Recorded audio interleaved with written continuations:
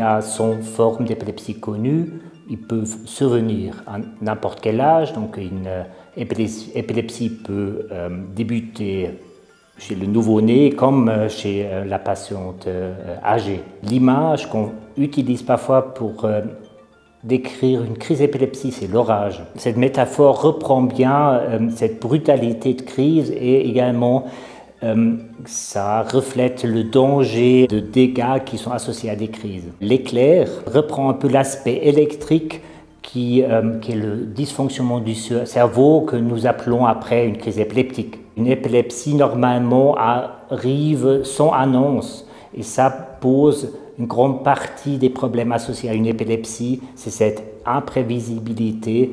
Je veux ici juste mentionner les contraintes à la conduite de voiture qui sont associées.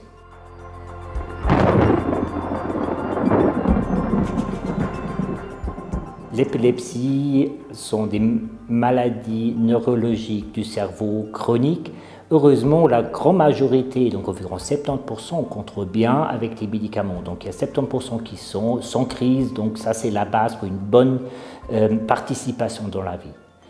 30%, on n'arrive pas. Donc, et c'est pour ces 30% la mission de cette unité d'épilepsie qui a été fondée au RHNE est destinée. Et puis là, on a besoin d'une prise en charge spécialisée, souvent aussi avec des enregistrements de longue durée, avec un vidéo qui couvre les symptômes qu'on peut observer associés à un enregistrement de électroencéphalogramme, donc un enregistrement de l'activité du cerveau direct. Et puis ça nous donne après la base pour décider quel des environ 30 médicaments antiépileptiques on peut choisir pour avoir le meilleur résultat.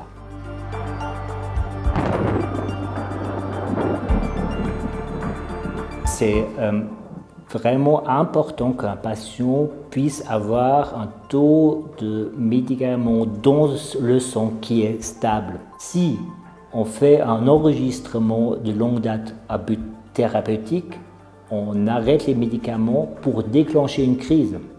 Si on fait ça à la maison à cause d'une inattention ou à cause d'une pénurie, ça provoque des crises dans le cadre non contrôlé avec un risque de blessure, même des morts assez importantes.